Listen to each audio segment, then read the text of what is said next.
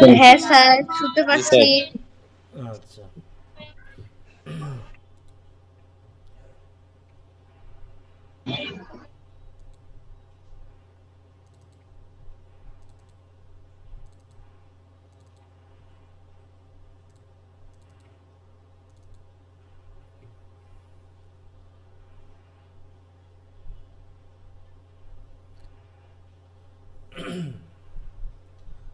তো আমাদের 13 সপ্তাহের ক্লাস শুরু হয়েছে ইতোমধ্যে। আশা করি সবাই নিয়মিত পড়াশোনা করতেছো। তো আমাদের 12তম ক্লাস টেস্টটা গতকালকে নেওয়া হয়েছে। আমি অলরেডি খাতা দেখা শুরু করে দিয়েছি। তা না হলে একটু দেরি করলে পারে আমার দেরি হয়ে যায়, হ্যাঁ, অনেকগুলো জমে গেলে আরও বিপদে পড়ে যায়। আচ্ছা, তো যাদের দেওয়ার তারা দিবা, যাদের দেওয়ার না তাদের না দিলে চলবে। আমি বারবার বলেছি এই কথাটা। অনেকেই তোমরা নিয়মিতভাবে টেস্টগুলো দিচ্ছ না। তো যাই হোক, এখন শেষ মুহূর্তে এসে আর কোনো কথা না, আমি নিয়মিতভাবে বলে যাব যে তুমি দাওনি বা দিয়েছে এরকম করে। এখন তোমাদের যাদের দেওয়ার দিবা, না দিলে না দিবা, সেটা তোমরা এখন জানো। আচ্ছা, তো যারা দিচ্ছ আশা করি সেটা যেভাবেই দাও কোনো না কোনোভাবে কাজে লাগবে, তাই না? পরীক্ষাগুলো নিয়ে কি খুব বিপদ? তোমরা যদি বলো স্যার পরীক্ষা নেওয়া লাগবে না, তাহলে এবার থেকে আর নিব না, বলো। বলো। না স্যার, পরীক্ষা নেন স্যার। না, তোমরা মানে অধিকাংশই দিচ্ছ না, হ্যাঁ, মানে 10-12 জনের গ্রুপে ঢুকে দেখা যাচ্ছে 2-1 জনকে পাওয়া যাচ্ছে যারা দিয়েছে, তারপরেও সেরকম ভাবে দেয়নি, কোনোরকম ভাবে দেওয়ার চেষ্টা করেছে, মানে আন্তরিক স্টুডেন্টের পরিমাণ খুবই কম। তা তোমাদের যদি মনে হয় যে স্যার পরীক্ষা নিয়ে কোনো লাভ নাই, অযথা পরীক্ষা নিয়েন না, তাহলে আমিও বেঁচে যাই, তোমরাও বেঁচে যাও, আমারও তো রাগ টাগ করা লাগে না, আর তোমাদের উপরেও বারবার ওই একই কথা বলা লাগে না, হ্যাঁ। কারণ প্রশ্ন তৈরি করতেছি, প্রত্যেকের ইনবক্সে ঢুকতেছি, এই যে একটা বাড়তি ঝামেলা। হ্যাঁ, যদি পরীক্ষাগুলো দাও তাহলে ভালো লাগে, আর যদি বারবার ঢুকে একটার পর একটা ঢুকতেছে, মাথা গরম হচ্ছে, কয়েকজনকে তো গ্রুপ থেকে রিমুভই করতেছি, কারণ তারা মেসেজ দেখে, মানে মেসেজ দেখে যে উত্তর দিবে সেই উত্তরটাও দিচ্ছে না, মানে এমনভাবে মানে আমাকে ভয় পাচ্ছে, মনে যেন কোনো বাঘ মনে হয় মেসেজ দিয়েছে, উত্তর দিলেই মনে এখন আমার আমার উপরে হামলে পড়বে, ব্যাপারটা এইরকম হচ্ছে, হ্যাঁ। হুম। তো এই জন্য আমার মনে হচ্ছে যে আর তোমাদের বিরক্ত করতে আমার ভালো লাগছে না, হ্যাঁ, বিরক্ত করতে আর ভালো লাগছে না, কারণ কে দিচ্ছ কে দিচ্ছ না সেই ইনবক্সে ঢুকে ঢুকে ঢুকে ঢুকে আমাকে চেক করতে হচ্ছে, বুঝতে পারছো? দিয়ে 10-12 জনকে পার করার পর 2-1 জনকে পাওয়া যাচ্ছে, এবং তারাও পরীক্ষাগুলো ঠিক মতো দিচ্ছ না, মানে নিয়মিত, মানে সে পেজগুলোও ঠিক মতো দেও না, যা দিয়েছো কোনোরকমভাবে একটু আধটু আমাকে সন্তুষ্ট করার মতো দিয়ে দিয়েছো, তাতে মনে হচ্ছে যে শুধু তোমাদের হয়তো পড়াশোনার মধ্যে একটা ব্যাগড়া মানে দেওয়া দেওয়া হচ্ছে, পরীক্ষা নামক বিষয়টা তোমাদের পড়াশোনায় বাধা সৃষ্টি করতেছে, ব্যাপারটা এরকম মনে হচ্ছে। হুম। তো মানে খুবই আমি এই যে এখনো খাতা দেখতেছিলাম, দেখতে দেখতে তোমরা যদি মেসেজগুলো দেখো, আমি যে তোমাদেরকে মাঝে মাঝে স্ক্রিনশট দিয়ে দেখাই যে পর পর লেখা আছে তুমি পরীক্ষা দাওনি, তুমি পরীক্ষা দাওনি, তুমি পরীক্ষা দাওনি, তার মানেটা কি বলো? তার মানে এই মেসেজটা আমাকে সবাইকে দিতে হচ্ছে যে তোমরা পরীক্ষা দিচ্ছ না। হুম। তো এই জন্য আমার কাছে মনে হচ্ছে আর পরীক্ষাটা তোমাদের আমি নিব না, আহ, এটা আমার আর ভালো লাগছে না। তো যদি ইয়া হয়, তোমরা যদি তোমাদের পড়াশোনা ঠিকমতো করো, করার পর যদি তোমরা আগ্রহী হও, সে 80 মার্কের পরীক্ষা, যেটা তোমাদের রুটিন দিলে পারে, আমি রুটিন দেওয়ার পর থেকে আমি শুরু করব, যাদের মনে হবে তোমরা মেসেজ দিবা, তাদেরকে নিয়ে একটা গ্রুপ করব, গ্রুপ করে শুধু তাদেরই পরীক্ষা নিব, তাতে দেখা যাচ্ছে অন্তত ইনবক্সে ঢুকে দেখতে পাবো যে তারা পরীক্ষা দিয়েছে। কি আমার কথা বোঝা যাচ্ছে? বলো। জি স্যার, জি স্যার। স্যার পরীক্ষাটা নিলে স্যার অনেক ভালো হবে স্যার। সেটা তো নিলে তো ভালো হবে, সেটা কয়জন দিচ্ছ বলো? আমাকে ঢুকে ঢুকে ঢুকে ঢুকে খুঁজে খুঁজে দেখতে হচ্ছে কারা দিল। হ্যাঁ, যে 10 জনের ভিতরে 2 জন দেওনি সেটা মেনে নেওয়া যায়, সেটা তো ভালো লাগে, কিন্তু 10 জনের ভিতরে 2 জন দিয়েছো, তার ভিতরে তারা আবার আন্তরিকভাবে দেওনি, তাহলে তোমার কেমন লাগবে বলো? তাহলে আমি বসে বসে কি শুধু এই কাজই করবো বলো? হুম। না আসলে স্যার এটা অবশ্যই খারাপ লাগবে। এখন কথা হচ্ছে স্যার পরীক্ষাটা না দিলে স্যার আমরা প্রিপেয়ার কেমন হবো স্যার? এখন সেটা তো, থেকে যদি আমরা পরীক্ষা দিয়ে অভ্যস্ত না হই তাহলে তো আমাদের ফাইনাল এক্সামে তো খুবই খারাপ হবে স্যার। তাহলে সেটা তো তোমরা ভালোই জানো, তাহলে আমাকে আমাকে বলতে হয় কেন বলো? এখন স্যার আমরা সবাইকে অনুরোধ করবো যাতে সবাই এক্সাম গুলো ভালোভাবে দেয়। সেই অনুরোধটা নিচ্ছে কে? আমি তো প্রতিদিন একই কথা বলতেছি, প্রতিদিন তো একই কথা বলতেছি, তাই এত অনুরোধ করেও যদি তোমাদের হাতে পায়ে ধরা লাগে, যে প্রত্যেকের বাসা বাসায় গিয়ে যদি একটু পা ধরা লাগতো, তো আমাকে মনে হয় তাই করতে হতো, যে তোমরা একটু পরীক্ষাগুলো দাও। যে অন্তত পরীক্ষাগুলো দিলে পারে তোমার হাতের লেখা একটু স্পিড বাড়বে, তুমি কেমন ভাবে লিখতে পারবে সেটা তুমি বুঝতে পারবা, এগুলো বুঝতে পারবা। কিন্তু সেটা তো হচ্ছে না, হাতে পায়ে ধরেও তো হচ্ছে না। বলো। জি স্যার, এখন আমাদের সবার উচিত আপনার রুলস গুলো মেনটেন করা, নাহলে যে সাগরে স্যার আমরা ডুব দিয়েছি, এই সাগর থেকে আমরা হয়তো আর সাঁতারে পার করতে পারবো না স্যার কখনো। তো এখন যদি তুমি সাঁতার কাটতে না যাও, আমি আর কতদূর ঠ্যাং ধরে টানবো বলো? হ্যাঁ, একজন যদি নিজের চেষ্টায় একটু হাত পা না ছড়ে, একজন কি তাকে সাথে জি থেকে বাঁচাতে পারে? বলো। না স্যার, না স্যার, পারবে না স্যার। তাকেও তো একটু হাত পা ছুটতে হবে, বাঁচার চেষ্টা করতে হবে, জি আমি আর স্যার। টেনে তুলবো কেমন করে? জি স্যার। যারা নতুন যুক্ত হয়েছে তাদের কথা আলাদা, কিন্তু অনেক পুরনো যারা অনেক আগেও যুক্ত হয়েছে, সেই প্রথম থেকে যুক্ত হয়েছে, তারপরেও পরীক্ষা দিচ্ছে না। নতুন যাদের, তাদের নিয়ে আমার কোনো আপত্তি নেই, কারণ তারা নতুন, তাদের নিয়ে আমি অত ভাবছিও না তারা পরীক্ষা দিক আর না দিক, তাদের এখন তারা বুঝেনি, কারণ তারা পরে যুক্ত হয়েছে, তাদের নিয়ে টেনশন করে। কিন্তু যারা পুরনো আছো তারাও তো পরীক্ষাগুলো ঠিকমতো দিতে পারার কথা। হ্যাঁ, আর ছেলেদের ক্ষেত্রে তো আরো বেশি আপত্তি করে। হ্যাঁ, ছেলেরা তো পরীক্ষাগুলো কিছু মনেই করতেছে না। এমন বললাম তো যে অনেকে তো অজুহাতের শেষ নাই, বলতে স্যার আমি কালকেই দিব, দিয়ে আর খোঁজ নাই, সেই 12-15 দিন পর আবার যখন মেসেজ দিচ্ছি তখন দেখতেছি সে বলেছিল পরীক্ষা দিব কিন্তু দেয়নি। ব্যাপারগুলো এরকম, মানে আমার নিজের কাছে খুব আপত্তিকর লাগতেছে। তো যাই হোক, ওগুলো বাদ দাও, আমি আর পরীক্ষা নিব না ভাবতেছি। তোমরা অন্তত যদি যারা আছো তারা ধারাবাহিকভাবে পড়ো, আর যারা একদমই করছো তারা নিজের মতো করে পড়তে থাকো। আর তো কয়টা, আর দুই সপ্তাহ আছে হয়তো এরপর। তো সেই 2 সপ্তাহ অনুসারে আমি আমার স্টাডি প্ল্যান অনুসারে আগে যাবো। যারা আমার মতো করে পড়ার দরকার তারা পড়ো, আর যারা মনে করবা যে তোমরা তোমাদের মতো করে পড়বা, তারা তোমরা তোমাদের মতো করে পড়তে থাকো। আমি আর চাপাচাপি করবো না। আমার খুবই মানে এই যে এখনো মাথা ব্যথা করতেছে, এতক্ষণ খাতা দেখতেছিলাম আর ভাবতেছিলাম। ঠিক আছে? আচ্ছা, তো ঠিক আছে। আমি আজকে যেহেতু আমাদের পড়ার বিষয় হচ্ছে গেটিসবার্গ অ্যাড্রেস আর হচ্ছে ক্যাট ইন দ্য রেইন, হয়তো ক্যাট ইন দ্য রেইন তোমরা হয়তো পড়তে নাও পারো, কারণ গতকালকে যেহেতু পরীক্ষাটা নেওয়া হয়েছে। তো অন্তত গেটিসবার্গ অ্যাড্রেসের রেকর্ড ক্লাসগুলো তো সবাই দেখছো নাকি? হুম। হ্যাঁ স্যার, দেখছি। হ্যাঁ, দেখো তোমাদের সুবিধার্থে মোটামুটি আমি চেষ্টা করতেছি 3 দিনই ক্লাস নিতে। আগে তো আমি বলেছিলাম 2 দিন ক্লাস নিব, কিন্তু যেহেতু এদিকে আরো একটু অল্প অল্প করে নিচ্ছি, তাদের আমি 3 দিনেই নিচ্ছি ক্লাসটা, যে যাতে তোমরা তোমাদের সমস্যাগুলো বাড়িয়ে বলতে পারো।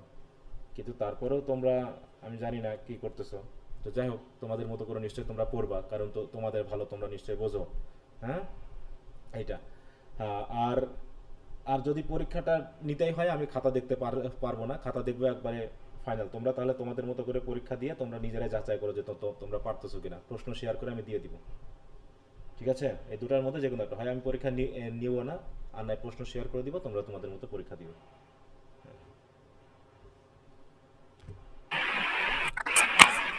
স্যার, স্যার এরকম হলে অনেকেই পরীক্ষার খাতায় কখনো লিখবে না স্যার।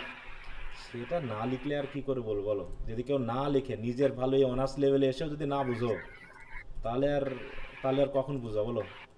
আমরা তো সেই অনেকদিন ধরে ক্লাস করাচ্ছি, নিচ্ছি, চাকরিও করতেছি, যাদের সতর্ক হবার না তারা কখনোই হচ্ছে না। ঠিক আছে? ওই শেষ পর্যন্ত পড়াশোনায় বাদ দিয়ে ফেলতেছে। তা তোমাদের ভিতরে অনেকে থাকবে যারা পড়াশোনা বাদ দিয়ে ফেলবে, তার কি যায় যায় আসে, বুঝতে পারছো? তাদের তো প্রধান শত্রু তো হচ্ছে টিচারেরা, মানে স্টুডেন্টদের প্রধান শত্রু তো টিচারেরা বাংলাদেশের প্রেক্ষাপটে। কিছু তো বলার নেই। আচ্ছা, তো মিউট রাখো, মোস্তফা কামাল, সাউন্ড আসতেছে। ওকে, তো ঠিক আছে, আমরা পড়ি। বলো, তোমাদের প্রথমে তো টেক্সট নিয়ে আমরা কথা বলবো। গেটিসবার্গ অ্যাড্রেসের ব্যাকগ্রাউন্ড ইতিহাস সহ টেক্সটটা আমি পড়িয়েছি, তাই তো? রেকর্ড ক্লাসগুলো যারা আগের আছো তারা তো করছোই, আর যারা নতুন আছো তারাও নিশ্চয়ই রেকর্ড ক্লাসগুলো করেছো।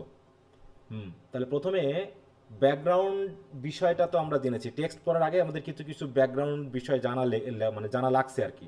হ্যাঁ, আমি আলাদা করে কিন্তু বর্ণনা করেছি, বিশেষ করে ইতিহাসটা, তাই না? গেটিসবার্গ অ্যাড্রেস দেওয়ার হ্যাঁ স্যার। পিছনের যে কথাগুলো, ওখানে আমেরিকান ইন্ডিপেন্ডেন্স আছে, তাই তো? তারপর হচ্ছে সিভিল ওয়ার যেটা বলা হচ্ছে, তারপর সিভিল ওয়ারের কথা বলা আছে, তারপর হচ্ছে গেটিসবার্গ ব্যাটেলের কথা বলা আছে, তাই না? এবং তারপরে হচ্ছে হ্যাঁ গেটিসবার্গ স্যার। অ্যাড্রেসের কথা বলা আছে। তাহলে বলো তো, এখানে টেক্সটের শুরুতেই যে একটা কথা বলা আছে, হ্যাঁ, 487 ইয়ার্স, নাকি এরকম আছে না কথাটা? নাকি হ্যাঁ স্যার। 4 ইয়ার্স, নাকি কি বলা আছে? শুরুটা হ্যাঁ স্যার, 4 years ago। হ্যাঁ গো, তাহলে মানে আজ থেকে কত 87 বছর আগে, মানে যখন ভাষণটা দেওয়া হচ্ছে তার থেকে 87 বছর আগে। এই 87 বছর আগে কি ঘটনা ঘটেছিল? বলো। স্বাধীন হয়েছিল দেশ। হ্যাঁ, তাহলে আমেরিকা স্বাধীন দেশ। হ্যাঁ, আমেরিকা স্বাধীন হয়েছিল কত সালে? 1776 সালে। 1776 সালের সালের ইয়ার 4 জুলাই। হ্যাঁ 4 জুলাই, তাই তো? চৌঠা জুলাই। হ্যাঁ, তাহলে স্বাধীনতা লাভ করে মানে স্বাধীনতা ঘোষণা করেছিল। যেমন আমরা 26শে মার্চ স্বাধীনতা না 25শে মার্চ কবে ঘোষণা করেছিলাম বলো? 26শে মার্চ। মার্চ, তাই তো? এটা হচ্ছে কি আমাদের কি দিবস? বিজয় আমাদের দিবস স্বাধীনতা নাকি যুদ্ধ দিবস। ইন্ডিপেন্ডেন্স না ভিক্টরি ডে কোনটা? ইন্ডিপেন্ডেন্স। হ্যাঁ, অনেকে তো ভিক্টরি ডে বলে বসো, তার জন্য সমস্যা। তাহলে আমরা ঘোষণা করেছিলাম মানে সেদিন থেকে আমাদের স্বাধীনতা শুরু হয়ে গেছে। আর ভিক্টরি মানে কি? ঘোষণার পর যেদিন বিজয় আমরা অর্জন করা। বিজয় অর্জন করলাম, তাই না? 16 বিপক্ষ ডিসেম্বর। যখন আত্মসমর্পণ করে। হ্যাঁ, তাহলে সেই হচ্ছে আমাদের বিষয় যে 1776 সালে আমেরিকা ইংল্যান্ডের কাছ থেকে স্বাধীনতা অর্জন করেছিল। এবং স্বাধীনতা অর্জন করার সময় কথা কি ছিল? যে আমেরিকা হবে কি সকল মানুষের জন্য কি বলো ইকুয়াল। ইকুয়াল। যখন একটা বলা আছে না যে তাদের একটাই মটো হচ্ছে কি তাদের ইয়ার মটো মানে বুঝো তো লক্ষ্য বা উদ্দেশ্য, লক্ষ্য। হ্যাঁ, কি ছিল যে সকলে all people All men are created All are created equal. হ্যাঁ, সেটা ছিল তাদের লক্ষ্য। কিন্তু সেটা কি শেষ পর্যন্ত হলো বলো? না স্যার। হ্যাঁ, না, স্যার। সেটা আর হয়নি। কারণ কি সেখানে কারা স্বাধীনতা পায়নি বা ইকুয়াল রাইট পাচ্ছিল না কারা? স্লেভ। black ব্ল্যাক পিপলেরা নাকি? হ্যাঁ, স্লেভেরা। তাদের সেখানে যা স্লেভ প্রথা ছিল না, তাহলে স্লেভ প্রথা ছিল যেটা অবশ্যই সকল মানুষের জন্য যে সমান অধিকার সেই তত্ত্বটাকে কিন্তু বাস্তবায়ন করতে দেয়নি। তার জন্য কি হলো যে আব্রাহাম লিঙ্কন যখন কি হলো প্রেসিডেন্ট হলেন নাকি? কততম প্রেসিডেন্ট ছিলেন তিনি? কততম প্রেসিডেন্ট? 16তম। 16তম। হ্যাঁ, 16তম প্রেসিডেন্ট যখন তিনি হলেন কত সালে? 1861 সালে। ফার্স্ট 1861 মার্চ সালে ক্ষমতা নাকি? গ্রহণ করেছিল। 1861 সালে যখন হলেন তখন তিনি কি করলেন? স্লেভদেরকে ইমানসিপেশন প্রোক্লেমেশন দিলেন। ইমানসিপেশন প্রোক্লেমেশন, তাই তো? এই ঘোষণার মাধ্যমে তিনি তাদেরকে স্বাধীন করে দিলেন। কিন্তু আরেক দল ছিল যারা স্লেভ প্রথাকে কি করত? সমর্থন করত। সমর্থন করত। বিরুদ্ধে যুদ্ধ ঘোষণা করলো এবং তাদেরকে কি বলা হচ্ছিল একত্রিতভাবে বলো তো? কনফেডারেসি। Confederacy of কনফেডারেসি, তাই তো? Confederacy of America. হ্যাঁ, আর ইউনিয়ন বলা হচ্ছে কাকে? তাহলে আব্রাহাম লিঙ্কনের সাথে যারা সরকারি ইমানসিপেশন দল নাকি? সরকারি দল বা আব্রাহাম লিঙ্কনের সমর্থনকারীদের একত্রে বলা হচ্ছে ইউনিয়ন, আর যারা হচ্ছে স্লেভ প্রথাকে সমর্থনকারী তাদেরকে বলা হচ্ছে কনফেডারেসি। Confederate। তাহলে এদের ভিতরে যুদ্ধ শুরু হয়ে গেল এবং সবচেয়ে রক্তক্ষয়ী যুদ্ধ হয়েছিল কোথায়? এই গেটিসবার্গে নাকি? হ্যাঁ, এবং এই গেটিসবার্গে কত তারিখ থেকে কত তারিখ পর্যন্ত যুদ্ধ হয়েছিল? পয়লা জুলাই থেকে 3রা জুলাই 1863 সালে। হ্যাঁ, 1863 সালে, তাই না? হ্যাঁ, এবং শেষ পর্যন্ত ইউনিয়ন জিতে গেল নাকি? জিতে গেল ওই জায়গাতে আপাতত জিতলো নাকি? কিন্তু আলটিমেটলি যুদ্ধ কত বছর পর্যন্ত চলছিল? সিভিল ওয়ারটা চলেছিল কতদিন? 1865 সালের 9 এপ্রিল বন্ধ হয়। বন্ধ। আর এদিকে আব্রাহাম লিঙ্কন কে কি করা হলো? 15 এপ্রিল 1865 অ্যাসাসিনেট করা হলো নাকি? তাকে হত্যা করা হলো। হ্যাঁ, সেই তাহলে কি দাঁড়ালো যে গেটিসবার্গ অ্যাড্রেসটা হচ্ছে সিভিল ওয়ারের মধ্যেই তিনি দিয়েছিলেন। কিন্তু সিভিল ওয়ার চলছিল, দেখো নভেম্বর 19, 1863 এই সময়ে কিন্তু ভাষণটা দিয়েছিলেন, ঠিক আছে? এবং এই ভাষণের প্রধান উদ্দেশ্য কি ছিল? যে যারা মারা গেছে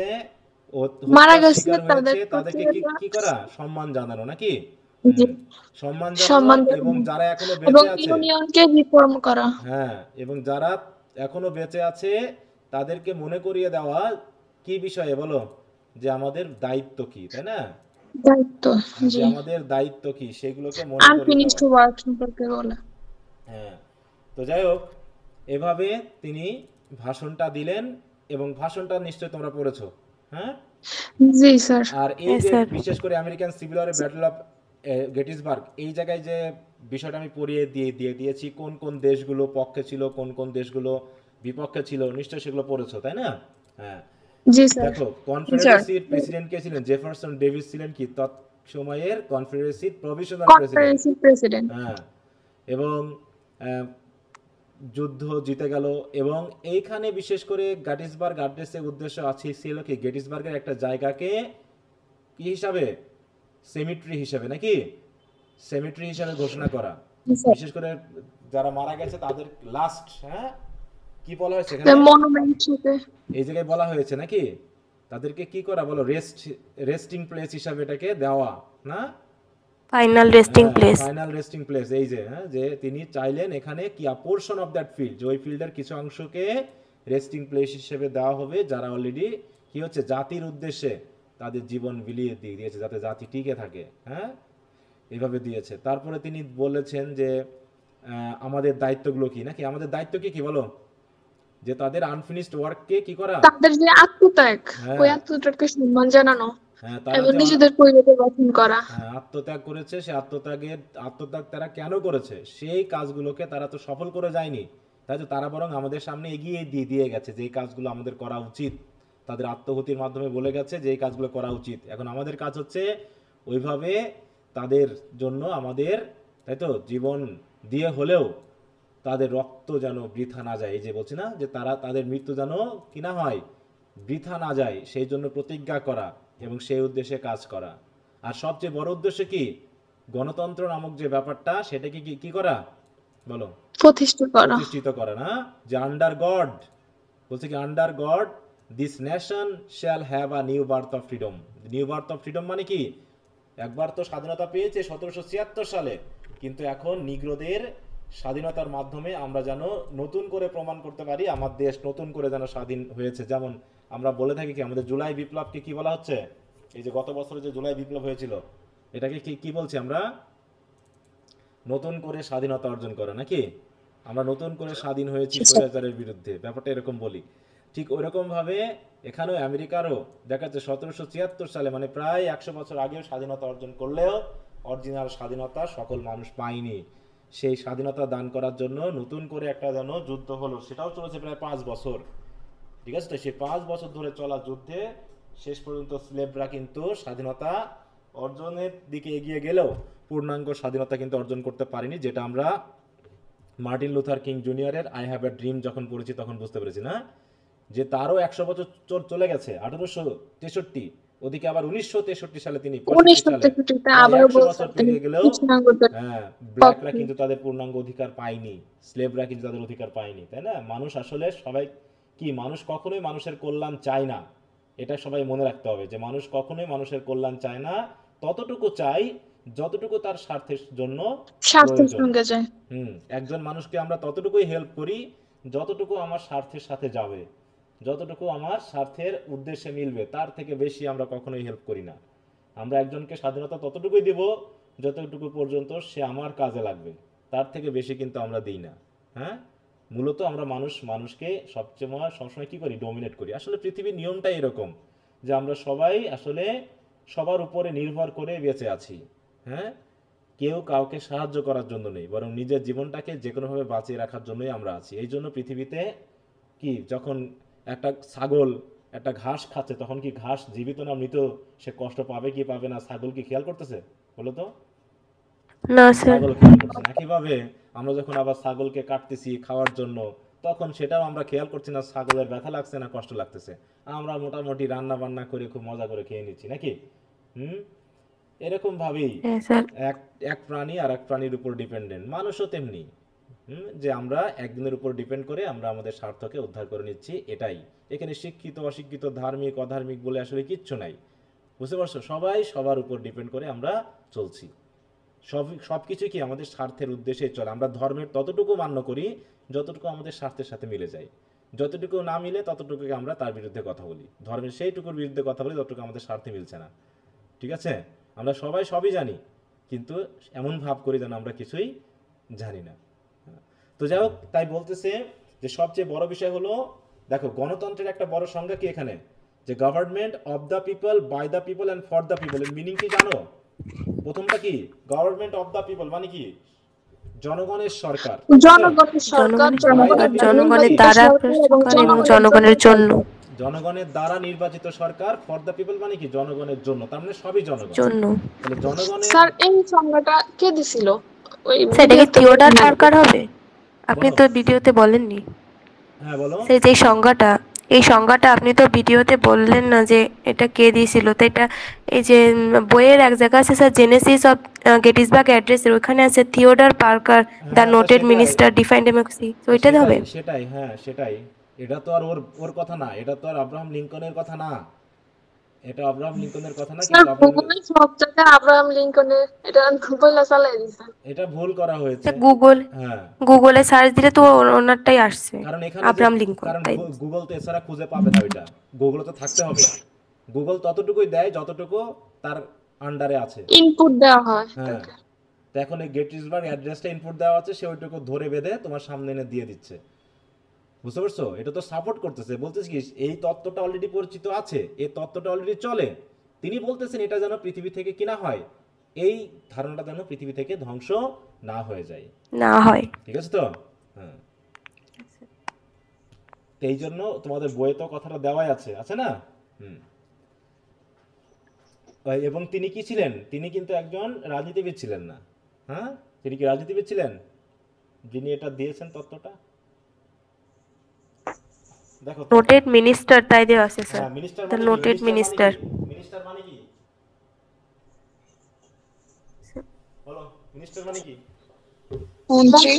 মন্ত্রী। মন্ত্রী। হ্যাঁ, মার্টিন লুথার কিং পড়ালাম, সেই শুনে শুনে মন্ত্রী হয়ে গেল সবকিছু। মিনিস্টার মানে কি? মিনিস্টার মানে হচ্ছে পাদ্রী, পুরোহিত, বুঝো? হ্যাঁ, ধর্মযাজক, যাজক, বুঝো? প্রিয়েস্ট। প্রিস্ট। হ্যাঁ, ওগুলো হচ্ছে চার্চ রিলেটেড একটা সিস্টেম। যেমন মার্টিন লুথার কিং কি ছিলেন? উনি একজন কি ছিলেন দেখো, উনি কি মন্ত্রী টন্ত্রী ছিলেন কোন রাজনৈতিক দলের? প্রিয়েস্ট ছিলেন, আরো কয়েকটা প্রফেশন আছে ওনার। মার্টিন লুথার কিং জুনিয়র, দেখো এখানে বলা হচ্ছে কি was an American Baptist minister. তাহলে মিনিস্টার মানে কি? তিনি কি ব্যাপটিস্ট রাজনীতিবিদ ছিলেন, মন্ত্রী ছিলেন? না, হ্যাঁ, না স্যার। তাহলে না স্যার। মিনিস্টার অফ রিলিজিয়ন বলতে দেখো, মিনিস্টার বলতে আসলে কি বোঝানো হচ্ছে? এখানে হয়তো রাজনীতিবিদও হতে পারে, যে একটা গভর্নমেন্টের অংশ, সাথে সাথে কি মেম্বার অফ দ্য ক্লার্জি, তাই তো? Member of the clergy, clergy মানে কি? ওই পাদ্রী বা পুরোহিত, পুরোহিতদের একজন মেম্বারকে মিনিস্টার বলা হয়। তাহলে সেই হিসাবে মিনিস্টার, ঠিক আছে তো? হ্যাঁ স্যার।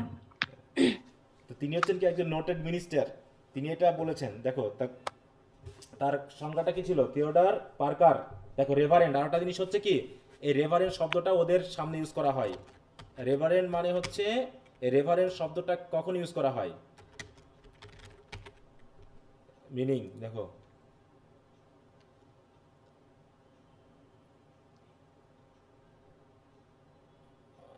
এই যে চার্চের ক্ষেত্রে, হ্যাঁ, এই যে রেভ এইভাবে ইউজ করা হয়। এটার মানে কি রেভারেন্ড, এটা হচ্ছে কি is a title used before the name or rank of an officially appointed religious leader. ঠিক আছে তো? অ্যাব্রিভিয়েশন হচ্ছে আরইভি অথবা আরইভিডি, এইভাবে তাদের নামের পূর্বে ইউজ করা হয়। তো দেখো নামের সামনে আছে না রেভারেন্ড থিওডর পার্কার? হ্যাঁ স্যার আছে, রেভারেন্ড থিওডর পার্কার। হ্যাঁ, বলছে কি the noted minister define democracy as a government of all the people by all the people for all the people. হ্যাঁ, তিনি একটু বলেছেন, আর ওটাকে Martin Luther King Abraham Lincoln একটু মডিফাই করেছেন, এবং সেটাকে তিনি সমর্থন করেছেন। কি বুঝতে পেরেছো? হ্যাঁ স্যার। আচ্ছা, তো ঠিক আছে, আশা করি টেক্সটটা সবাই বুঝেছো। আর টেক্সটটা বুঝলে, ইতিহাসগুলো বুঝলে, বাকি কোশ্চেন আনসারগুলো অতটা কঠিন কিছু না, ওগুলো সহজ আছে। বলো, টেক্সট নিয়ে কারো কোনো কথা আছে কিনা? বলো, টেক্সট যেহেতু রেকর্ড ক্লাসে আছে, আমি ওটা পড়াচ্ছি না, যদি কারো কোনো প্রবলেম থাকে তবে সেটা বলতে পারো। স্যার, যদি প্রশ্নে আসে যে for the people by the people, হ্যাঁ, এই উক্তিটি কার, তাহলে কার নাম দিতে হবে? যে বলেছে তার নাম দিবা, এই রেভারেন্ড থিওডর পার্কারই দিবা। ঠিক আছে স্যার। ঠিক আছে, হ্যাঁ।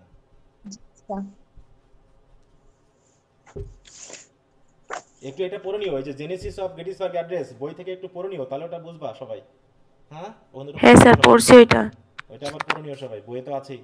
ওটা আমি বলছিলাম পড়ে নিতে এটাকে। তিনি এটাকে জাস্ট রিপিট করেছেন। বলছি কি দেখেন এই জায়গায়, হ্যাঁ, যে on a copy of this address in Lincoln's papers this message is encircled. দেখো, with pencil mark, but Lincoln did not merely repeat this theme, he transformed it into Americans' greatest patriotic utterance. তিনটাকে আমেরিকার জন্যই আরো জোরালো মানে ভাবে এটাকে তিনি উক্তিটা করেন। With the Gettysburg Address, Lincoln gave meaning to the sacrifice of the dead. ইত্যাদি যা ওটা গেল। তো এই কথাটা তিনি এটাকে দিয়েছেন যাতে জনগণের গুরুত্বটাকে প্রকাশ করা যায়। আচ্ছা, তো আমরা তাহলে এখন যদি টেক্সট রিলেটেড কারো কোনো প্রবলেম না থেকে থাকে আমরা চলে যেতে পারি আমাদের ব্রিফ কোশ্চেন বা শর্ট কোশ্চেন ওইগুলোতে। প্রথমে বলো ব্রিফ কোশ্চেনে কারো কোনো সমস্যা আছে কিনা? না স্যার। নাই স্যার। আচ্ছা, ব্রিফে যদি সমস্যা না থাকে, শুধু দুই একজনের কথা শুনতেছি কিন্তু বাকিরা একটু তোলবা, হাত তোলবা, সময় আছে কিন্তু। আমরা ধীরে সুস্থে আগাচ্ছি, সবকিছু কিন্তু সময় মতো শেষও হয়ে যাবে। শুধু তুমি যদি ধারাবাহিকভাবে না পড়ো একসময় বুঝতে পারবা তোমার সমস্যাটা কোন জায়গায় লেগে আছে। হ্যাঁ, এই জায়গাটা একটু খেয়াল রাখো।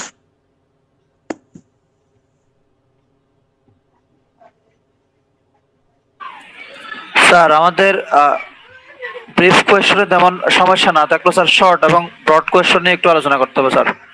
এটা আমরা কিভাবে আনসার করতে পারি? আমি তো আনসার মানে লিখেই দিয়েছি, তাহলে আবার কিভাবে লিখবা? না স্যার, একটা প্রশ্নকে কিভাবে আমরা একটু বড় করতে পারি, কিভাবে এই যে একটু আমি তো প্রশ্ন লিখেই দিয়েছি। আমার তো কথা হলো যে আমি স্যার যেটা দিয়েছে ওইটা পড়লেই তো হচ্ছে। আমি তো প্রশ্ন লিখেই দিয়েছি। যদি লিখে না দিতাম তখন তুমি বলতে পারতে স্যার আমরা কিভাবে কতটুকু লিখবো সেটা তো বুঝতে পারতেছি না, তাহলে বলতা। কিন্তু আমি তো উত্তর লিখেই দিয়েছি। এখন এটা তুমি কতটুকু নিতে পারতেছো সেটা তোমার উপর ডিপেন্ড করবে। ঠিক আছে? ঠিক আছে স্যার। আমি তো লিখেই দিয়েছি। যদি আমি লিখে না দিতাম, যে আমি শুধু যদি বলতাম যে পড়ে ফেলো, কিন্তু কোথা থেকে পড়বা, কতটুকু পড়বা, কি লিখতে হবে সেগুলো যদি না, তখন প্রশ্নটা তুমি করতে পারতা। কিন্তু আমি তো লিখেই দিয়েছি। এখন প্রশ্ন হলো স্যার আমি কতটুকু লিখতে পারবো সেটা কার উপর ডিপেন্ড করছে, তাই না? এখান থেকে হ্যাঁ, এখন সেটা কার উপর ডিপেন্ড করছে? সেটা কি আমার উপরে না তোমার উপরে, যে তুমি কতটুকু নিতে পারবে এখান থেকে? আমাদের উপর। আমার উপরে স্যার। হ্যাঁ, আমি তো বলছি যে আমি সর্বোচ্চ যতটুকু পারা যায় ততটুকু দেওয়ার চেষ্টা করেছি যাতে একজন 3.30 নাম্বার পয়েন্ট পাই। এটা আমার টার্গেট, তাই তো? এখন এই টার্গেট নিয়েই তো আমি উত্তরটা লিখে দিয়েছি। এখন যারা মনে করো পারো না, তাদের কাছে এটা বড় মনে হতেই পারে, এটা তার কাছে বড় মনে হচ্ছে, ঠিক আছে তো? কিন্তু যে 3 পয়েন্টের উপরে মানে 3.20 বলি 20 উপরে পয়েন্ট পেতে চায়, তাহলে তার জন্য এটা খুবই সিম্পল মার্কার কোশ্চেন। এর থেকে কম লিখলে সে ওর চেয়ে বেশি পয়েন্ট পাবে না। এখন তুমি কত পেতে চাও সেটা তোমার উপর ডিপেন্ড করবে, তাই না?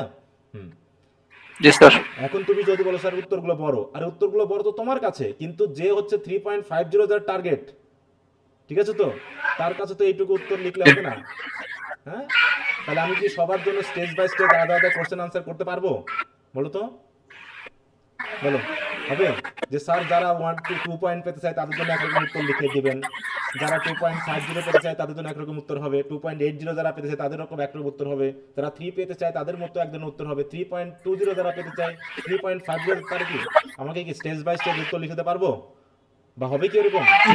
হ্যাঁ, তাহলে আমার টার্গেট হচ্ছে সর্বোচ্চটা ভালো করার জন্য উত্তরটা দেওয়া। একটু মিউট রাখো। বাকিটা এখন তুমি কতটুকু নিতে পারবা সেই হিসাবে তুমি তোমার পয়েন্টটা পাবা, কিছু করার নেই। বুঝতে পেরেছো? এখন এর ভিতরে অনেকে ভালো করবা, অনেকেই পাবে, আবার অনেকেই দেখাচ্ছে খারাপ করবা। সেটা তোমাদের নিজস্ব ঘাটতি, নিজস্ব ফাঁকিবাজি, নিজস্ব একাগ্রতা এর উপর ডিপেন্ড করবে, এছাড়া কিছু না। এখন তুমি বলতে পারছো যে স্যার আমি উত্তরের এই জায়গাটুকু একটু বুঝছি না, এই জায়গাটা একটু সমস্যা, সেরকম। কিন্তু আমি উত্তর লিখে দিয়েছি। এখন এই উত্তরটা কত পেজ হবে, স্যার কত পেজ লিখবো? আমি বলেছি পেজ নিয়ে আমি কখনো কথা বলি না। কারণ কি, একই উত্তর আমি যতটুকু লিখে দিচ্ছি সবার কি একই রকম পেজ হবে? বলো তো। কারো এটা 10 পেজ হবে, তাই না? কারো হাতের লেখা ছোট ছোট, তাই এটা 3 পেজ 4 পেজও কারো হতে পারে, কারো 3-4 পেজ হবে, কারো এটা 10-12 পেজও হবে। এখন সেটা কতখানি ফাঁকা দিয়ে লিখতেছে। অনেকে দেখতেছি, সেদিন গতকালকে একটা মেয়ের সাথে কথা হলো, সে এক পেজে মাত্র 8-9টা লাইন ধরিয়েছে। তাহলে কি জাতীয় মানে ফাঁকা ফাঁকা করছে এবং বড় বড় করে লিখছে, এতে একটা উত্তরে 10-12 পেজ হয়ে যাচ্ছে। এখন তাহলে আমি কি ফাঁকিবাজি এটা বুঝতেছি না যে এইরকম করে লেখা যায়? বলো। যে একটা পেজের ভিতরে 8-9 লাইন বা তারও কম দিয়ে একটা পেজ শেষ করে ফেলতেছে সে। এখন তার তো 12-15 পেজও হতে পারে একটা উত্তর। এখন আমি কি পেজ গুনে নাম্বার দিব তোমাকে? বলো যে স্যার আমি তো 12-15 পেজ লিখে আসলাম। লেখা অনুযায়ী নাম্বার দাও হবে, তুমি কতটুকু কি উত্তর। কন্টেন্ট আছে সেটা দেখলে আমি বুঝতে পারবো যে তোমার কন্টেন্টটা কয় পেজে কতটুকু আছে, এর উপরে তুমি মার্ক পাবা। হ্যাঁ, ওই জন্য একটু সময় নিতে হবে। যারা একদম ফার্স্ট টাইম পড়তেছো তাদের একটু অসুবিধা হবেই, কিন্তু এই চাপটা যদি এখন নাও তাহলে দেখবা যে পরে যখন রিভিশন আরেকবার আসবে তখন তোমার কাছে ইজি লাগবে। কিন্তু যদি এখন চাপটা না নিতে পারো তাহলে শেষ। তোমার পক্ষে আর অনার্স পড়া হবে না। এটা আমি সরাসরি বলছি কারণ আমার অভিজ্ঞতা দিয়ে বলছি, বাকিটা এখন তোমার ব্যাপার। যে তুমি যদি এই চাপটা এই যে এখনো নতুন যুক্ত হয়েও কিন্তু অনেকে ভালো পড়াশোনা করতেছে, নতুন যুক্ত হয়েও তারা একাগ্র, আবার কেউ সেই প্রথম থেকে যুক্ত হয়েও একাগ্র না।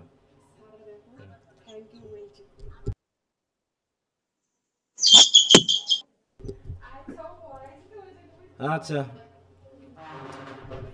তো দেখো উত্তরগুলো যে খুব জটিল বা খুব মানে না জানা কিছু আছে তেমন কিছু কিন্তু না। এই উত্তরটা যদি আমি পড়িয়ে দিই, অলরেডি আমার ক্লাসে যা আছে সেগুলো ঘুরে ফিরে এখানে কিন্তু আছে, নাকি না নতুন কিছু আছে বলো তো? না স্যার, একই ব্যাকগ্রাউন্ড ইনফরমেশন। হ্যাঁ, ব্যাকগ্রাউন্ড ইনফরমেশনে যা বলেছি ওইগুলোই ইনক্লুড করা আছে। আমি একটু পড়াই দিই, মনে করি এই ব্যাকগ্রাউন্ডটা তোমাদের আমি পড়াই দিলাম যেখানে কি কি আছে। আসলে একটু মাথা ঢোকালেই কিন্তু তুমি বুঝতে পারবে যেখানে কি কি আছে। দেখো, the Gettysburg address delivered by president Abraham Lincoln on November 19, 1863 is one of the most famous speech in America. এটা ইন্টারঅ্যাক্টিভ কথাবার্তা সবাই বলি আমরা। এখানে দেখো ওই টেক্সটে যা আছে সেই কথাটা এখানে বলা আছে। প্রেসিডেন্ট আব্রাহাম লিঙ্কন নভেম্বর 1963, এটা হচ্ছে কি আমেরিকান হিস্ট্রিতে যতগুলো ফেমাস স্পিচ আছে তার মধ্যে এটা একটি। This short but powerful address was delivered during the American civil war. এটা কি আমেরিকান সিভিল ওয়ার যখন চলছিল তখনই তো এটা ডেলিভার করা হয়েছিল, নাকি? এই কথাটা বলা হয়েছে। কোথায় দেওয়া হয়েছিল এটা? At the dedication of soldiers national cemetery in Gettysburg, Pennsylvania. তাহলে পেনসিলভেনিয়ার গেটিসবার্গ নামে যে একটা জায়গা রয়েছে সেখানে ন্যাশনাল সেমিটারি করা হয়েছে সোলজারদের জন্য, যারা ওই দিন বা ওই 3 দিনে মারা গেছেন তাদের উদ্দেশ্যে ডেডিকেট করে দেওয়ার জন্যই এই ভাষণটা তিনি দিয়েছিলেন। The piece came just a few months after the battle of Gettysburg. তাহলে কি গেটিসবার্গের যুদ্ধটা হয়েছিল জুলাই 1 to 3, তাই তো, এই তারিখের মধ্যে।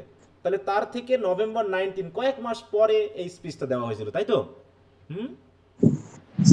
এই কথাটা বলা হয়েছে a pivotal and bloody battle that resulted in a significant Union victory, তাই তো? যেটা এই গেটিসবার্গ ব্যাটলটা ছিল কি একটা খুবই পিভটাল অ্যান্ড ব্লাডি, মানে কি রক্তক্ষয়ী এবং খুবই গুরুত্বপূর্ণ একটা যুদ্ধ, যে যুদ্ধের কারণে কি হয়েছিল? ইউনিয়ন জয়লাভ করেছিল। This battle was one of the deadliest in the civil war. তাহলে সিভিল ওয়ারে যতগুলো ব্যাটল হয়েছিল তার ভিতরে এটা হচ্ছে সবচেয়ে মারাত্মক। With approximately 51,000 soldiers killed, wounded and missing. এটা গেল। এবার দ্য প্রাইমারি পারপাস, যেহেতু এটা ব্যাকগ্রাউন্ড পড়তেছি কিন্তু আমরা, এর প্রাইমারি পারপাস কি ছিল? যে speech was to dedicate the cemetery for the fallen soldiers of the battle. তাহলে ওই ব্যাটলে যারা হত্যা শিকার হয়েছে বা মারা গেছে তাদের উদ্দেশ্যে ফাইনাল রেস্টিং প্লেস হিসাবে এই জায়গাটাকে কি করা জানো? ডেডিকেট করার জন্য তিনি মেনলি পিসটা দিয়ে দিয়েছে। এটা হচ্ছে তার প্রাইমারি উদ্দেশ্য। However, Lincoln also seized the opportunity to reflect on the broader significance of the war and to redefine the purpose of the conflict. এছাড়াও তিনি ওই সুযোগেই কি করলেন? যে আমাদের যুদ্ধটার সিগনিফিকেন্স কি সেটাও বলে দিলেন, এবং সাথে সাথে আমাদের যুদ্ধের পারপাসটা কি, এবং একটু মিউট রাখো, and to redefine the purpose of the conflict. একটু মিউট রাখো, কার মনে আনমিউট করা আছে?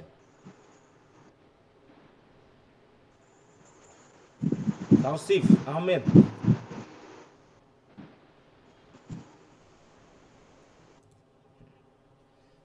তাহলে redefine the purpose of the conflict. তাহলে কনফ্লিক্টের পারপাসটা কি ছিল, তাই তো? এই যে যুদ্ধটার পারপাস কি ছিল সেটাকে তিনি আরো নতুন করে রিডিফাইন করলেন, যে যাতে কি করতে পারি আমরা আমাদের দেশকে নতুন করে তৈরি করতে পারি। এখন in his brief address Lincoln emphasize the principles of human equality. তাহলে হিউম্যান ইকুয়ালিটিকে তিনি কি করলেন? এমফাসাইজ করলেন। Is as stated in the declaration of independence, যেটা প্রধানত স্বাধীনতা যুদ্ধের সময় দেওয়া হয়েছিল, যে এখানে হবে কি all men are created equal, নাকি? সেটাই তিনি নতুন করে বললেন। এখন he honoured the fallen soldiers by stating that their sacrifice was for a greater cause. হ্যাঁ, তাদের স্যাক্রিফাইসটা কি যেন তেন ছিল, মানে যে কোনো একটা বাজে উদ্দেশ্যে। বলো বলো মহৎ উদ্দেশ্য। হ্যাঁ, সেই গ্রেটার কজ, তাই তো?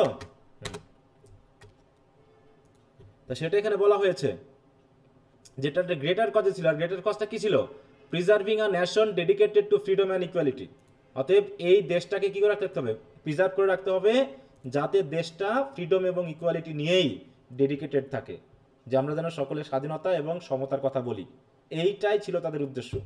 হি কল্ড অন দ্য লিভিং, এবং তিনি ওই ক্ষেত্রে কল অন মানে কি, কারো উদ্দেশ্যে বলা, তিনি যারা জীবিত আছে তাদের উদ্দেশ্যে বললেন, to dedicate themselves to the unfinished work of those who fought and to ensure that government of the people ইত্যাদি, এটা যেন পৃথিবী থেকে পেরিশ না হয়ে যায়। এই উদ্দেশ্যে যারা জীবিত আছে তাদেরকে তিনি কি করলেন, এই কথাগুলো স্মরণ করিয়ে দিলেন যে যারা মারা গেছে তারা তো গেছেই, এখন তারা যে আনফিনিশড ওয়ার্কার রেখে গেছে এটা যেন আমরা ফিনিশ করি, এবং গণতন্ত্রের যে সংজ্ঞাটা আমাদের মধ্যে প্রচলিত আছে এটা যেন আমরা ধরে রাখি। এই সময় হলো কি, at the time the United states was deeply divided, তাহলে গেটিসবার্গ অ্যাড্রেসের সময় হলো কি, বা তার আগে সিভিল ওয়ারের সময় পুরো ইউনাইটেড নেশন কি ছিল, পুরো ডিভাইডেড হয়ে গেছিল। And the outcome of civil war was still uncertain, এবং সেই সময়ে যখন ভাষণটা দেওয়া হয়েছে তখন কি আমেরিকান সিভিল ওয়ারের কি ফলাফল পেয়ে গেছিলাম না তখনও চলছিল, বলো তো? তখনও চলছিল, অনিশ্চিত ছিল, তাই না? সেই সময় তখনও চলছিল। The union needed a unifying message, অতএব সেই সময় এমন একটা মেসেজ আমেরিকাকে দেওয়া উচিত যাতে তারা বুঝতে পারে যে না, আমরা একটা উদ্দেশ্যে যাচ্ছি। তাহলে মেসেজবিহীন জনগণ কিভাবে যুদ্ধ করবে?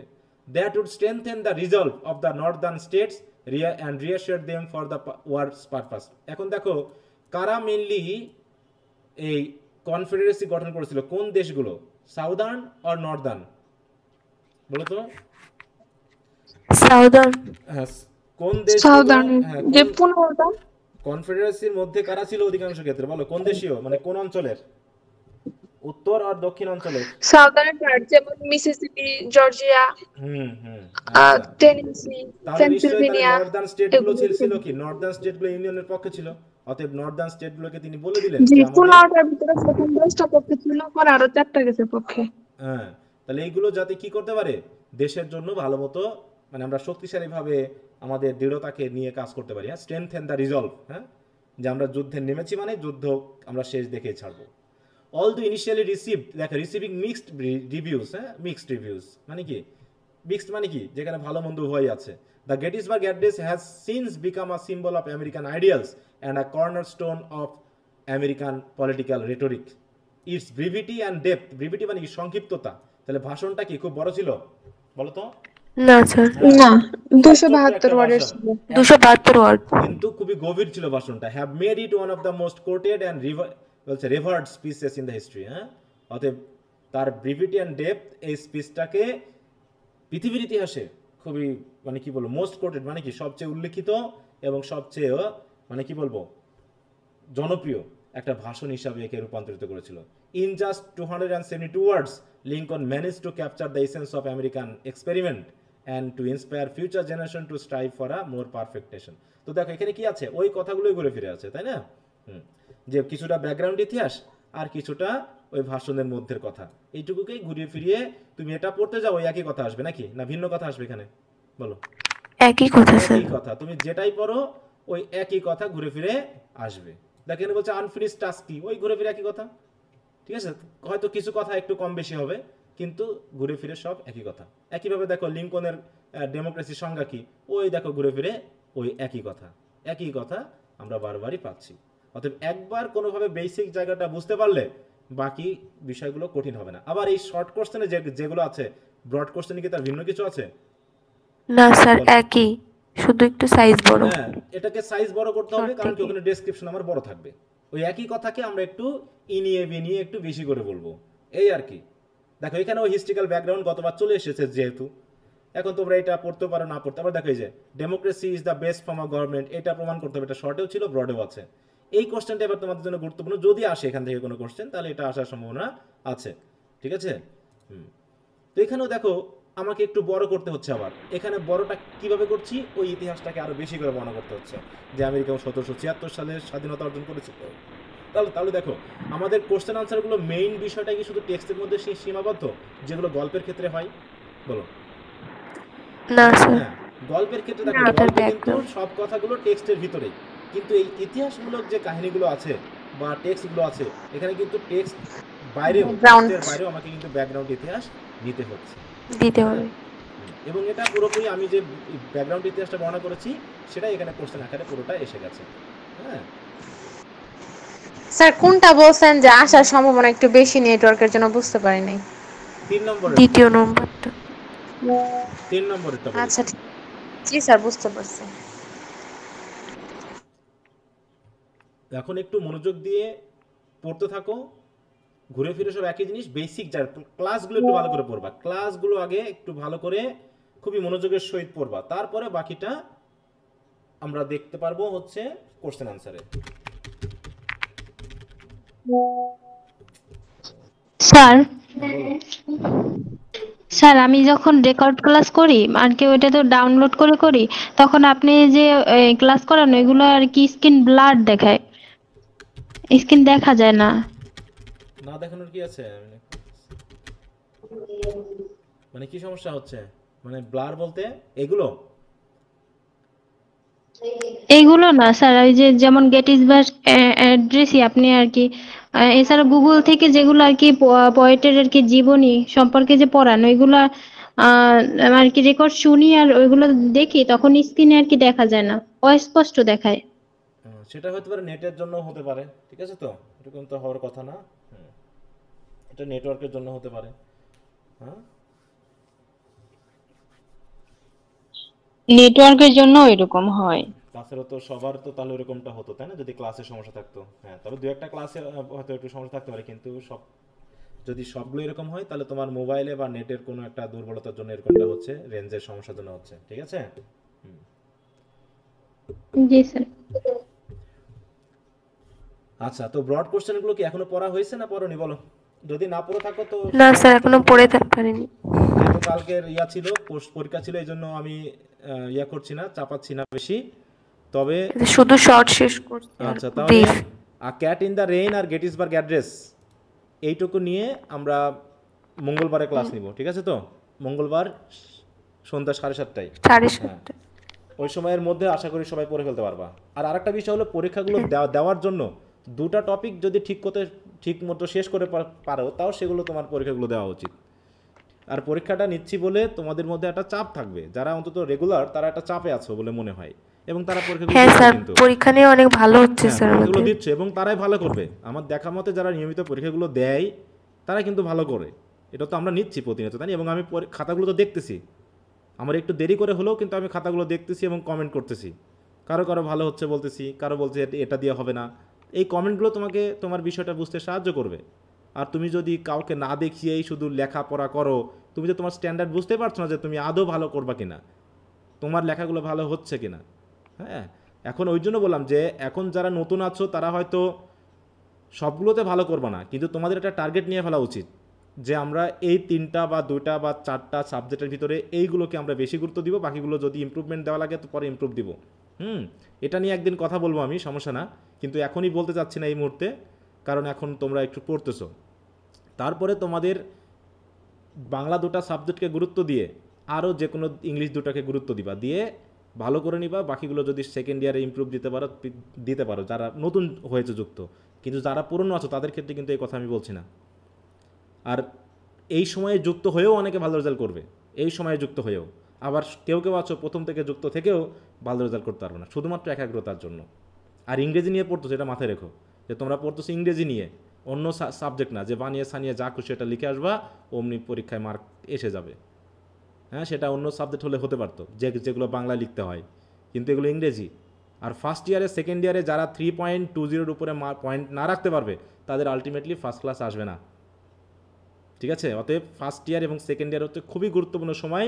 এই সময়ে তোমাকে কমপক্ষে 3.30 পয়েন্ট রাখতেই হবে, এরকম নিয়ে পড়াশোনা করতে হবে। যদি যাদের মানে ভালো করার ইচ্ছা, আর যাদের এটা নিয়ে খুব একটা আগ্রহ নেই তাদের কথা আলাদা, তাদের কথা বাদ।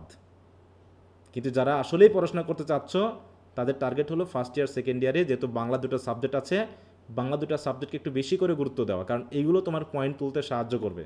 কারণ এগুলোতে তুমি এও পেতে পারো, ঠিক আছে, তো এ পেতে পারো, A- পেতে পারো। হয়তো ইংলিশগুলোকে অনেকে হয়তো বি বা B+ এর থেকে বেশি পায় না, কিন্তু এই বাংলাগুলো তো তুমি এ পেতে পারো, যেগুলো তোমাকে তোমার আলটিমেট রেজাল্ট করতে কিন্তু সাহায্য করবে, গড রেজাল্ট করতে সাহায্য করবে, ভালো একটা পয়েন্ট পেতে সাহায্য করবে।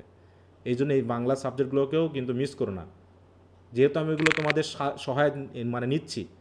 হ্যাঁ, আর আমার কাছে এটুকু মনে হয় যে এই যে আমি যেভাবে পরীক্ষা নিচ্ছি, খাতা দেখতেছি, এত অফলাইনেও মনে হয় এরকমটা হয় না। আমি আমার গুণগান করার জন্য বলছি না, এটা আমি মনে করি এটা, ঠিক আছে, যে আমি যতটুকু চাপাচ্ছি বা ইয়া করতেছি তোমরা ফাঁকি দিচ্ছ, ঠিক আছে, কিন্তু যারা এটাকে মেনে নিতে পারবে তারা কিন্তু এটা ভালো রেজাল্ট করবে। কারণ আমার স্টুডেন্টদের মধ্যে গড় রেজাল্ট কিন্তু ভালো, বুঝতে পেরেছ? এই যে যারা থার্ড ইয়ারে আছে বা যারা ফোর্থ ইয়ারে আছে, যারা সেকেন্ড ইয়ারে আছে, হ্যাঁ, তাদের রেজাল্ট কিন্তু গড় রেজাল্ট কিন্তু ভালো। একটু পড়াশোনা করো। হ্যাঁ হ্যাঁ বলো। স্যার আপনার এখানে পড়ে একটা জিনিস বুঝতে পারলাম, অনেক স্যার দেখি যে আপনার সময় পার করার জন্য আপনার অনেক সাবজেক্ট বেশি সময় দিয়ে দেয়, আবার অনেক সাবজেক্টে কম সময় দেয়, কিন্তু আপনি একটা রেগুলার মানে একটা টাইমের ভিতরে একটা জিনিস করে দিচ্ছেন, এটা একটা সব থেকে ভালো জিনিস স্যার। না, আমার তো কথা হলো সব সাবজেক্টকে তোমাকে সমান গুরুত্ব দিতে হবে, তাই না? আলটিমেটলি তুমি এখানে শিখবা, একটা রেজাল্টও করবা, এটা যেন তোমার জীবনে কাজেও লাগে সেটাও একটা বিষয়। হ্যাঁ, কারণ আমার জীবনেও তো এরকম কোনো স্যারের কাছে আমি পড়েছি যাদেরকে আমরা স্মরণ করি, অন্তত আমি, যে এরা আমাকে এভাবে পড়িয়েছিল বলে আমি এইগুলো ভালো করে বুঝেছি। হ্যাঁ, তার কথাগুলো আমি অনুসরণ করি এবং আমিও চাই যে অন্তত আমার অধীনে যারা আসবে, যে সকল স্টুডেন্ট, তাদেরকে আমি একইভাবে গুরুত্ব দেওয়ার চেষ্টা করবো। এখানে ফাঁকিবাজি যেন আমার দিক থেকে না হয়। হ্যাঁ, তো তোমরা টাকা দিচ্ছ সেটা ঠিক আছে, কিন্তু টাকাটা যেন আমি একদম ফাঁকিবাজি না করে ফেলি। এই জন্য যখন আমি বলতে পারি যে আমি পরীক্ষা নিব না, কিন্তু আমার কাছে মনে হয় যে অন্তত 10 জনও তো দিচ্ছে, তখন আমার মনে হয় যাক ও 90 জন বাদ যাক, আমি 10 জনের জন্য হলেও তো অন্তত এটা আমার দায়িত্ব পরীক্ষাটা নেওয়া, বুঝতে পেরেছ? যাতে অন্তত কারণ ভালো তো 90 জন করবে না, করবে তো 10 জনই ভালো, তাই না? আমাকে তো আমার মান তো রাখবে 10 জন, তাহলে 10 জনের জন্য তো আমাকে খাটতে হবে। আলটিমেটলি আমি সবার জন্যই খাটতেছি, সবাইকে বারবার চাপ দিচ্ছি। হ্যাঁ, একটু গালাগালি হয়তো বা করতেছি, একটু রাগারাগি করতেছি, কিন্তু এটা এখন তুমি আমাকে শালা বলে গালও দিতে পারো, হ্যাঁ, অনেক গালাগালিও করতে পারো, কিন্তু এই গালটা আমি এখন খেতে চাই, যাতে ভবিষ্যতে তুমি অন্তত বুঝতে পারো যে না, স্যারটা কঠিন হলেও একটু ভালো চেয়েছিল। অতএব এখন আদর পেতে গেলে পরে তুমি আমাকে শালা বলে গাল দিবাই, শালাটা আমি পরে শুনতে চাই না, এখনই শুনতে চাই, ঠিক আছে তো? এই গালটা যাতে পরে তুমি যখন বুঝতে শিখবা তখন যেন বলো যে না, এটুকু দরকার ছিল। কারণ গাল টিচাররা যে কোনো সময় হোক খাবেই, সে আগে খাক আর পরে খাক, গাল তোমাকে খাইতেই হবে। হ্যাঁ, শিক্ষক যখন হবা তোমাকে গাল কিন্তু আগে খাইতে হবে না পরে খাইতে হবে। এখন তুমি আগে খাবা না পরে খাবা, সেটা তোমার উপর ডিপেন্ড করবে তুমি কিভাবে টিচিংটা দিবা। বুঝতে পেরেছ? আমার একসময় এক স্যারের উপর খুব রাগারাগি লাগতো, খুব রাগ হয়েছিল একসময় এক স্যারের উপর। এখন সে স্যারকে দেখলে আমার খুব সম্মান মনে হয়, ঠিক আছে তো? মনে হয় যেন সেই আমার আসল ভালো চেয়েছিল সব থেকে, বুঝতে পারছো? আমার গ্রামের টিচার, আমি তা গেলে পারেই তার সাথে আমি দেখা করি এবং ইয়া করি, কারণ মনে হলো সেই ব্যক্তি মানে আমার সবচেয়ে ভালো চেয়েছিল। এই জন্য আমাকে সেরকম বকাঝকা করতো, গালাগালি করতো, বা আমাকে এমন একটা কাজ করতে বলেছিল যেটা আমার জন্য ছিল কষ্টের, কিন্তু তিনি আমাকে করাইছিলেন। এই জন্য আমার তখন রাগ লেগেছিল। অনেক টিচার বলেছিল না ওটা ওকে দিয়ে না করানো, কিন্তু উনি বলেছেন না ও করবে। এতে আমার একটু রাগ হয়েছিল যে অন্য স্যাররা বলতেছে যে না করতে, এই স্যার কেন আমার উপরে এত। তখন আমার মনে মনে খুব রাগ হয়েছিল, মনে মনে গালাগালিও করেছিলাম, কিন্তু তার আলটিমেট ফলাফলটা যখন আমি পেয়েছি তখন আমার কাছে মনে হয়েছে যে আগের টিচারগুলো আমাকে নিয়ে ভাবেইনি, তারা আমার ভালোটা বোঝেনি বলেই তারা জাস্ট সমতায় এটা মেনে নিয়েছিল, কিন্তু তিনি আসলে মন থেকে চেয়েছিলেন যে আমার দ্বারা যেন ভালো কিছু হয়। এই জন্য তিনি হয়তো বা তখন আমার উপর এরকম আগ্রাসী হয়েছিলেন, বুঝতে পারছো? তো এই ব্যাপারগুলো একটু খেয়াল করবা, পরে বুঝবা। হ্যাঁ, তো আমি হয়তো অতটা ভালো কিছু করতে পারছি না, কিন্তু চেষ্টা করি আর কি, যে তোমাদের জন্য যাতে আলটিমেট ভালো একটা কিছু হয় সেটা দেওয়া। এখন বাকিটা গ্রহণ করা না করা তোমাদের ব্যাপার। এই যে এখন মেসেঞ্জারে অনেক রাগ করি, কল দিয়ে রাগ করি, হ্যাঁ, অনেককে একটু জোরে জোরেও কথা বলি, একটু রেগে কথা বলি, হ্যাঁ, এটা যেন আবার মন খারাপ করো না, কারণ তোমার সাথে আমার জমি জায়গা বা অন্যান্য কিছু নিয়ে রাগারাগি নাই। এছাড়া তুমি আমার টাকা পয়সা সবই দিয়ে দিয়েছো আগেই, নাকি? আগেই দিয়ে দিয়েছো, এমন না যে তোমার কাছ থেকে আমি পাই তার জন্য রাগারাগি করতেছি, সেটা না, জাস্ট তোমার পড়াশোনার জন্য আমি রাগারাগি করতেছি, কারণ আমি ভাবতেছি যে তোমার খারাপ হবে, অতএব তোমার জন্য ভালো হয় এই জন্যই করতেছি। এখন বাকিটা তারপরও তুমি মানবা না মানবা তোমার নিজস্ব ব্যাপার।